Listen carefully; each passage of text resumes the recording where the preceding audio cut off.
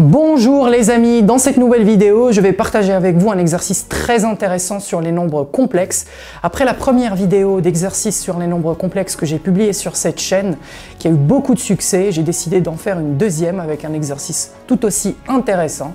C'est une notion qui intéresse parce que c'est une notion qui peut poser problème aux élèves aussi bien de terminale qu'aux élèves de prépa. C'est une notion avant qui se voyait en terminale. Moi j'ai vu les nombres complexes en terminale. Aujourd'hui en France, c'est une notion qui est vue dans l'option mathématiques experte que tout le monde ne suit pas, et même les élèves qui suivent cette notion, qui suivent cette option mathématiques experte ne voient pas forcément les nombres complexes avec la profondeur qui était exigée auparavant.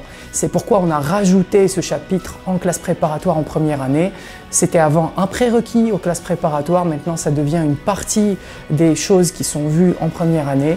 Et c'est pourquoi les amis, que vous soyez en terminale ou que vous soyez en première année de classe préparatoire, je vous invite à maîtriser cette notion. Je vous invite, si vous avez déjà vu les nombres complexes, à mettre la vidéo sur pause, à essayer de faire par vous-même l'exercice, à me dire en commentaire si vous arrivez à trouver la solution. N'hésitez pas les amis, si vous regardez cette vidéo sans être abonné, à vous abonner à cette chaîne, à activer la cloche, c'est très important pour que la chaîne gagne en visibilité, pour que vous soyez prévenus des prochaines sorties de vidéos également. N'hésitez pas à liker, à partager, à commenter par vos questions, par vos suggestions. Et donc les amis, on commence la résolution de cette équation. Alors les amis, l'équation qu'on doit résoudre est l'équation suivante. Donc comme vous pouvez le voir, on considère un θ, un angle qui est entre 0 et pi, et n un entier naturel non nul. Il faut résoudre l'équation suivante. Z moins i sur z plus i puissance n, plus z plus i sur z moins i, le tout puissance n est égal à 2 fois cosinus de θ. Donc, et l'objectif c'est de résoudre cette équation, c'est-à-dire de trouver les valeurs de z qui vont vérifier en fait cette égalité. Donc, la première chose ici qu'on va observer, c'est que vous voyez bien que au brouillon, je peux constater que z moins i plus z plus i puissance n, en fait, c'est l'inverse du deuxième terme de la somme, donc l'inverse de z plus i sur z moins i, le tout puissance n, n'est-ce pas? C'est comme si on avait quelque chose plus son inverse est égal à quelque chose. Donc ça, c'est la première observation qu'on va faire. Et on a tellement de paramètres ici, de variables, qu'on peut être amené, donc la première réflexion qui pourrait être effectivement intéressante, c'est de considérer un changement de variable. Alors le changement de variable le plus radical qu'on puisse imaginer, c'est de carrément prendre par exemple le premier terme, le z moins i puissance n sur z plus i puissance n, ou z moins i sur z plus i le tout puissance n. On peut carrément prendre ce premier terme et considérer que c'est une variable grand Z et résoudre. C'est ce qu'on va essayer de faire. Donc, soit θ appartenant à 0 pi, soit n appartenant à n étoiles. Alors, on pose grand Z, n'est-ce pas, égal à Z moins I sur Z plus I, le tout puissance n. C'est ça qu'on va faire. Alors évidemment ici, les amis, je vous rappelle qu'il faut exclure des valeurs des valeurs impossibles, n'est-ce pas? Donc d'abord, les valeurs interdites, entre guillemets, donc soit Z appartenant à C, privé de I, et de moins i. Évidemment, je considère que z est différent de i et de moins i pour ne pas avoir l'un des deux termes de la somme, donc des deux fractions, pour ne pas avoir des dénominateurs qui s'annulent. Donc, et là, on peut poser grand z est égal à z moins i sur z plus i, le tout puissance n.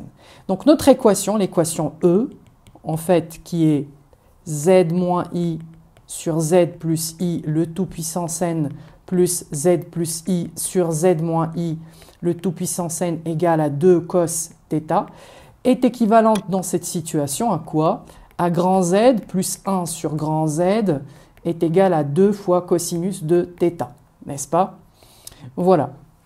Donc voilà. Donc, qu'est-ce qu'on peut faire par la suite, une fois qu'on a ça, une fois qu'on a dit ça? C'est que ici, je peux réduire au même dénominateur, donc j'obtiens z carré plus 1 sur z est égal à 2 cos θ. Je peux faire un produit, donc z carré plus 1 égale à 2 cos θ fois z. Et je peux ramener tout ça du premier côté, donc z carré moins 2 cos θ fois z plus 1 égale 0. Vous pouvez effectivement faire autrement, en ramenant tout du premier côté, en réduisant le même dénominateur avec le 2 cos θ, ça vous donnera la même chose. Donc finalement, mon équation E est équivalente à cette équation-là. Et maintenant, pour résoudre, donc on va calculer le discriminant. On calcule le discriminant, puisque effectivement on tombe sur une expression, un trinôme de degré 2. Donc un trinôme, un polynôme de degré 2, donc on calcule le discriminant delta. Delta égale b carré moins 4ac, donc moins 2 cosinus de θ au carré moins 4 fois 1 fois c, donc fois 1. Delta égale donc à 4 cos carré de θ moins 4. Très intéressante comme expression. Qu'est-ce que je peux observer? Je peux observer déjà que j'ai un facteur qui est 4. Si je factorise par 4, j'obtiens 4 facteurs de cos carré θ moins 1. Et là, c'est très intéressant parce que qu'est-ce que ça nous rappelle? Cos carré θ moins 1, on sait que par ailleurs, on sait que pour tout θ appartenant à R, et en l'occurrence ici, notre cas, c'est θ appartenant à 0π a fortiori, cos carré θ plus sinus carré θ est égal à 1. Donc, pour tout θ appartenant à 0π ouvert, cos carré de θ moins 1 égale moins sin carré de θ. D'où, ici, notre delta, notre discriminant delta, c'est moins 4 fois sinus carré de θ.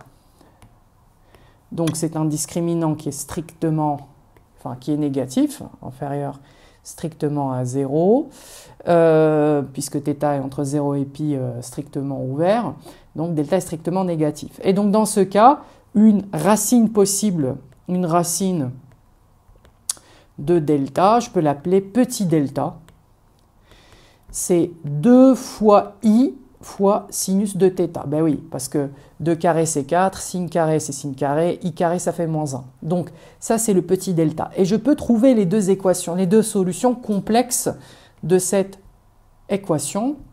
Par conséquent, notre z, grand Z, est soit égal à moins b moins racine de delta sur 2a. Donc moins b, ça va nous faire, moins, ça fait 2 cos θ. Donc ça nous fait 2 cos θ moins racine de delta, donc moins 2i sin θ sur 2 fois a, donc 2 fois 1, puisque notre a c'est égal à 1. Ou bien, grand Z est égal à moins b plus racine de delta sur 2 fois a, 2 fois 1. Donc, grand Z est égal à quoi? Soit à, si je factorise ici en haut par 2, et je simplifie par le 2 qui est au dénominateur, j'obtiens cos θ moins i sin θ, ou bien grand Z égale à cos θ plus i fois sinus de θ. Donc, on peut essayer de passer ça à l'écriture exponentielle, très intéressant, très simple, pas compliqué. Cos θ, c'est pareil que cos moins θ, moins sin θ, c'est pareil que sinus de moins θ. Donc ça, c'est égal à l'exponentielle de moins iθ, ou bien grand Z est égal à l'exponentielle de iθ.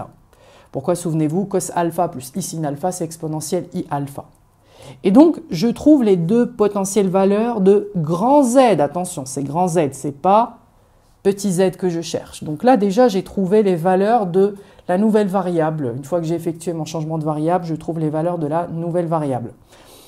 Alors, ça signifie quoi? Ça signifie que z moins i sur z plus i, le tout puissance n, est égal à exponentielle moins iθ, ou bien z moins i sur z plus i, le tout puissance n, est égal à exponentielle iθ. C'est bien ça la variable grand Z qu'on a choisie ici, c'est z moins i sur z plus i, le tout puissance n.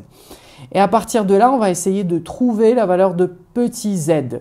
Donc, déjà ici, qu'est-ce qu'on observe? On observe qu'on a une puissance énième qui est égale à une constante, une puissance énième qui est égale à une constante.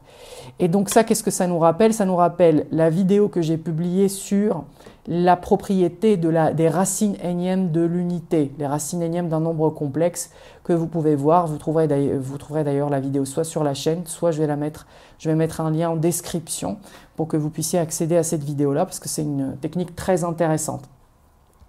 Donc ici, qu'est-ce que je vais faire? D'abord, l'exponentielle de moins iθ, par exemple ici, je peux l'écrire sous la forme exponentielle moins iθ sur n, et je mets tout ça puissance n, d'accord? Voilà.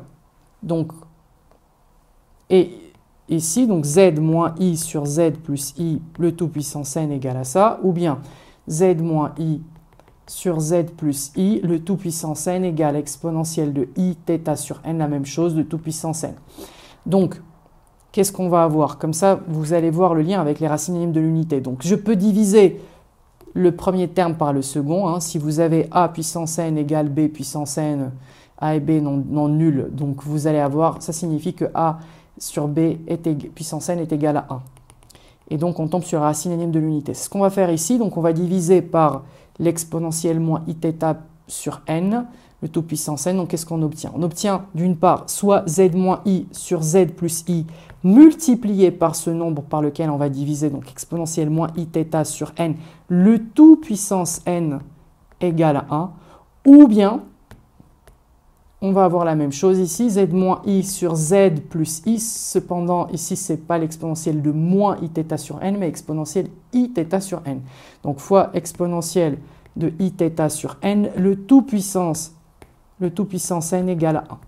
Et donc ici, il faut chercher l'identité de ces nombres dont la puissance énième est égale à 1. Et ça, c'est ce qu'on appelle les oméga k, les racines énièmes de l'unité. Donc souvenez-vous, soit z moins i sur z plus i fois l'exponentielle de moins iθ sur n égale aux racines énièmes de 1, racine énième de l'unité, racine énième complexe de 1, c'est ce qu'on appelle les oméga k, ou bien c'est non pas z moins i sur z plus i plus fois l'exponentielle de moins iθn, mais z moins i sur z plus i exponentielle iθ sur n, qui est égal à oméga k. Avec, évidemment, je précise ce que c'est que oméga k, ce sont les racines énièmes de l'unité, ça s'écrit exponentielle i de k pi sur n, avec k, un nombre entier qui est entre 0 et n-1, d'accord? K entre 0 et n-1, donc ce sont les oméga k. Et donc, maintenant, il va falloir qu'on aille plus loin parce que le but, c'est de révéler l'identité de petit z. Donc, il va falloir dans chacune des situations simplifier pour obtenir la valeur de petit z. Donc, comment on va faire concrètement? Bon, c'est un petit peu calculatoire, mais rien de bien méchant. Z moins i sur z plus i. Donc, je vais multiplier par l'exponentielle moins iθ sur n de l'autre côté. Donc, qu'est-ce que j'obtiens? Donc, le oméga k, c'est exponentielle i de k pi sur n fois l'exponentielle, donc ici, de moins i θ sur n. Bon, déjà, c'est cool parce que les deux ont le même dénominateur. On peut simplifier. Donc, ou bien, évidemment, je n'oublie pas le deuxième cas, z moins i sur z plus i égale à exponentielle de i de k pi sur n fois l'exponentielle iθ sur n. Donc, z moins i sur z plus i. Alors, ça, de l'autre côté, bon, je ne vais peut-être pas rajouter toute une étape pour réduire le même dénominateur. Vous avez compris ce qu'on va faire. Exponentielle de a fois l'exponentielle de b, c'est exponentielle de a plus b. On réduit le même dénominateur, tout ça. Donc, qu'est-ce qu'on obtient? I de k pi moins θ sur n. Et donc, je peux même z moins i sur z plus i. Alors, on va faire doucement, en passant. On va pas aller rapidement. Si vous voulez aller rapidement, vous pouvez le faire. Hein. Plus θ sur n. Mais pour que tout le monde comprenne. Donc, on a z moins i, z plus i, z moins i sur z plus i. Je rappelle encore une fois mon objectif, c'est quoi? C'est de trouver les valeurs de z. Z, z, z, z. C'est ça que je cherche. Donc, qu'est-ce que je fais? Soit je fais une multiplication z moins i, z plus i de l'autre côté, je rassemble et je divise. Ou bien, je peux tout simplement aussi... je peux faire autrement, c'est-à-dire que z moins i sur z plus i, bon, ça fait z plus i moins 2i. Bon, allez. Peu importe la méthode, le but c'est d'arriver au résultat. donc je multiplie par z plus i ici, ou bien z moins i, hop, égale exponentielle i de k pi plus θ sur n fois z plus i. Faut pas avoir peur des calculs. On développe, on rassemble d'un seul côté. Donc là, par exemple, z, le moins i qui est ici, vous voyez, je peux le placer de l'autre côté. Bon, et une fois que j'ai développé de l'autre côté, je vais avoir exponentielle i de k pi moins θ sur n fois z. Je ramène au premier côté. Donc c'est un petit peu rébarbatif, des calculs simples. Mais il faut vraiment se concentrer pour ne pas faire d'erreur. Exponentielle i de k pi moins θ sur n égale, et donc de l'autre côté, je vais avoir i facteur, donc de quoi? I facteur, bon, on ne va pas factoriser directement. On va aller doucement, vous inquiétez pas. I exponentielle i de k pi moins θ sur n, ou bien z, la même chose, moins z exponentielle i de k pi plus θ sur n égale à i plus i exponentielle i de k pi plus θ sur n. Voilà, je factorise de chaque côté. Évidemment, ces calculs, vous pouvez les faire. Vous pouvez mettre la vidéo sur pause et puis regarder ensuite pour voir si c'est OK ou pas ce que vous avez trouvé. 1 moins exponentielle de i de k pi moins θ sur n. Bon, vous factorisez, on factorise et on divise. Pas besoin de l'expliquer. Ça, je pense que c'est assez OK pour tout le monde. Ce qu'on peut faire aussi, c'est que, vous voyez, alors, i plus i exponentielle de i de k pi moins θ sur n divisé par 1 moins exponentielle de i de k pi moins θ sur n. Ou bien z est égal i plus i exponentielle i de k pi plus θ sur n, et en bas on va avoir un 1 moins exponentielle i de k pi moins θ sur n, plus θ sur n plutôt. Voilà, en fait il y en a qui vont s'arrêter là, mais nous on va pas s'arrêter là parce que c'est vraiment une expression qui est pas belle du tout. On va essayer de simplifier. Et vous allez voir, c'est toujours possible de simplifier dans ce genre de situation, même si ça a l'air trop compliqué, mais la simplification évidemment est possible. Alors, je vous rappelle juste quelque chose. Alors, on va peut-être... Si vous voyez ici, on a aussi une factorisation possible par i. Donc, je peux factoriser par i en haut et en bas. Enfin, des deux côtés plutôt. Pas en bas, malheureusement, c'est pas possible. Mais hop, i un facteur. Et je peux factoriser ici par i également. Hop. Donc, 1 plus fois i. Là, je vais faire une petite parenthèse. Je vais faire une petite parenthèse qui va nous rappeler ce qu'on appelle les formules d'Euler. Alors, vous vous souvenez, les amis, des formules d'Euler, les formules d'Euler avec le cosinus et le sinus. Que nous disent les formules d'Euler? Alors, rappel, formule d'Euler. Euler ou Euler. Euler. Si vous prenez exponentielle iθ plus exponentielle moins iθ, qu'est-ce que ça nous donne? Ça nous donne en fait cos θ plus i sin θ, plus, donc cos moins θ, ça fait pareil que cos θ, moins i sin θ, parce que sinus de moins θ, c'est moins sin θ. Et en fait, i sin θ moins i sin θ se simplifie, donc on obtient ici 2 cos θ. Donc, en gros, si vous prenez exponentielle iθ sur plus exponentielle moins iθ, vous divisez par 2, ça vous donne le cosinus. Si vous voulez prendre des cours particuliers avec moi, sachez que c'est possible les amis, c'est possible de prendre des cours individuels ou collectifs aussi bien en maths qu'en physique-chimie. Le seul bémol, c'est que ce sont des cours qui sont payants évidemment. Je reçois énormément de demandes d'élèves qui souhaitent des cours particuliers gratuits. Je ne donne pas de cours particuliers gratuits malheureusement. Non pas que je ne veuille pas donner des cours particuliers gratuits, c'est que malheureusement je n'ai pas forcément de bande passante et je suis submergé de demandes. Si je donne une heure de cours particulier gratuite, ça signifie que je vais devoir refuser un autre élève qui a la capacité de payer. Donc, ce sont des cours qui sont payants et c'est à partir de 100 € de l'heure. Et vous pouvez le démontrer. Si vous faites exponentielle iθ et vous faites moins exponentielle moins iθ, vous divisez par 2i, ça vous donne le sinus de θ. Ces deux formules qui nous permettent de trouver le cos et le sin d'un angle à partir des formes exponentielles, d'exponentielle iθ, exponentielle moins iθ, c'est ce qu'on appelle les formules d'Euler. D'accord? Donc, formule d'Euler, c'est une formule qui est très intéressante, qui est très utile pour simplifier et optimiser les calculs. Et en fait, on va se baser sur ces formules d'Euler pour déduire des formules qui sont annexes aux formules d'Euler, enfin qui sont dérivées des formules d'Euler. Donc imaginez-vous les amis, si vous avez par exemple 1 plus exponentielle i d'un certain θ'. Alors je vais appeler θ' pour pas qu'il y ait de confusion avec le θ qu'on a dans l'exercice. Si on a 1 plus exponentielle de iθ'. En fait, le 1 que vous avez ici, c'est exponentielle i0, n'est-ce pas? Plus exponentielle iθ'. Ce qu'on peut faire ici, c'est qu'on peut factoriser par exponentielle de iθ' divisé par 2. Très intéressant. Pourquoi exactement iθ' divisé par 2? En fait, j'ai pris 0, j'ai rajouté à θ' et j'ai divisé par 2. Parce qu'à l'intérieur des parenthèses, on va trouver un truc intéressant qui va nous aider en s'appuyant sur les formules d'Euler. Donc si je factorise par exponentielle iθ' sur 2, à l'intérieur des parenthèses, je vais obtenir moins iθ' sur 2 plus eiθ' sur 2. Ben oui, parce que si je développe exponentielle iθ' sur 2 moins iθ' sur 2, ça fait exponentielle i0, ça fait 1. Et exponentielle iθ' sur 2 plus exponentielle plus iθ' sur 2, ça fait iθ', tout simplement.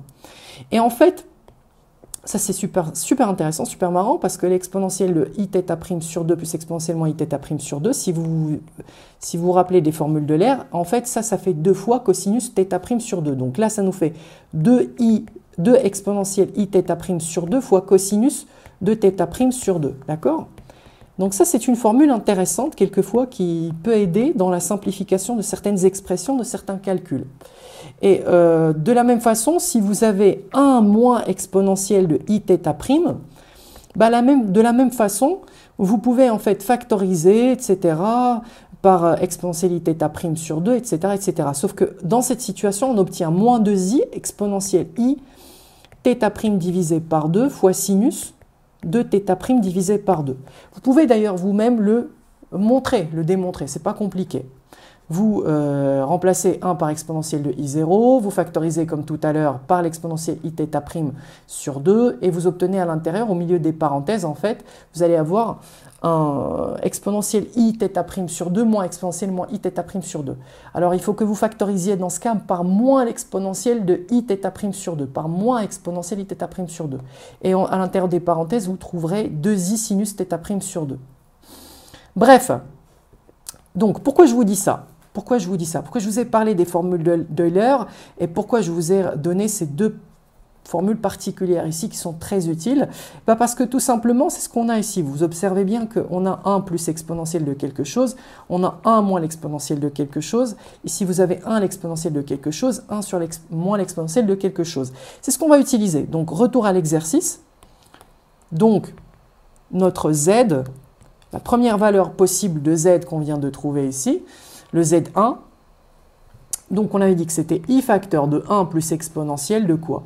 De 2i fois 2kpi moins θ sur n. Donc je vais le réécrire, i 2kpi moins θ sur n sur 1 moins exponentielle i 2kpi moins θ sur n.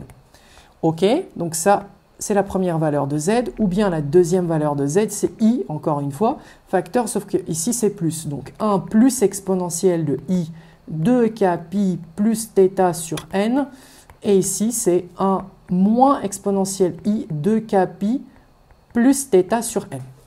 Bon, eh ben, je vais remplacer. Mon θ' ici, vous avez compris, c'est quoi? C'est 2kpi moins θ sur n. Donc je vais remplacer en haut par 2 fois cosinus, 2 fois exponentielle cosinus, et en bas 2 fois moins 2i exponentielle sinus. Donc, qu'est-ce qu'on trouve? Donc, mon z ici est égal à i fois, donc 1 plus exponentielle i θ', donc ça nous fait 2 cosinus de i, donc ça nous fait 2 fois exponentielle de quoi? De i 2kpi moins θ sur 2n, hein, parce que c'est sur 2, et fois le cosinus, évidemment, de quoi? Le cosinus de 2kpi moins θ sur 2n. Et en bas, qu'est-ce que je vais avoir? Ça va faire donc 2i, donc en haut, je vais avoir ça, et en bas, je vais avoir 2i. Donc 2i exponentielle de i 2kpi moins θ sur n fois sinus de 2k pi moins θ sur n. Super intéressant parce qu'en plus, regardez, génial, on a 2 et 2, on a i et i, on peut simplifier. Donc ça se simplifie, et puis les exponentielles i se simplifient aussi. Intéressant. Ou bien, notre deuxième valeur de z, c'est exactement la même chose, i fois 2 fois l'exponentielle i 2k pi plus θ ici sur 2n, fois le cosinus de 2k pi moins θ sur 2n, le tout divisé par 2i exponentielle i 2k pi plus θ sur 2n fois sinus de 2k pi plus θ sur 2n. Et la même chose ici, génial, de i en haut et en bas se simplifie, hop, et les exponentielles aussi se simplifient. Donc en gros, z est soit égal, et c'est quoi cosinus divisé par sinus? C'est 1 sur tangente ou c'est cotangente en fait. Donc la première solution c'est cotangente de 2k pi moins, alors pardon, oula, c'est un 2n ici, hop, j'ai pas oublié. Donc cotangente de 2k pi moins θ, 2k pi moins θ sur 2n, ou bien z égale à cotangente de 2k pi plus θ sur 2n. Et voilà donc notre solution. Donc S, la solution de cette équation complexe, c'est cotangente de 2k pi moins θ sur 2n, ou bien cotangente de 2k pi plus θ sur 2n. Super intéressant les amis, super intéressant. Ça nous a permis, j'ai été un petit peu rapide dans les calculs, n'hésitez pas à mettre sur pause si vous n'avez pas tout compris, n'hésitez pas à me dire en commentaire s'il y a des questions. Ici on a utilisé énormément de choses. Alors pourquoi lui il s'allume? Siri, pas besoin de toi. Alors on a vu beaucoup de choses ici, on a vu... oula. On a vu les racines énièmes de l'unité, on a vu le changement de variable dans la résolution d'équations complexes, on est passé par les racines énièmes de l'unité, on a fait une racine complexe d'un carré négatif, on a utilisé cette propriété d'Euler, on a vu pas mal de choses. N'hésitez pas les amis à liker, à partager, à commenter, à vous abonner à cette chaîne si vous avez apprécié le contenu de cette vidéo. Si vous voulez d'autres vidéos similaires, n'hésitez pas à me dire en commentaire. On se dit à très bientôt pour une nouvelle vidéo sur cette chaîne.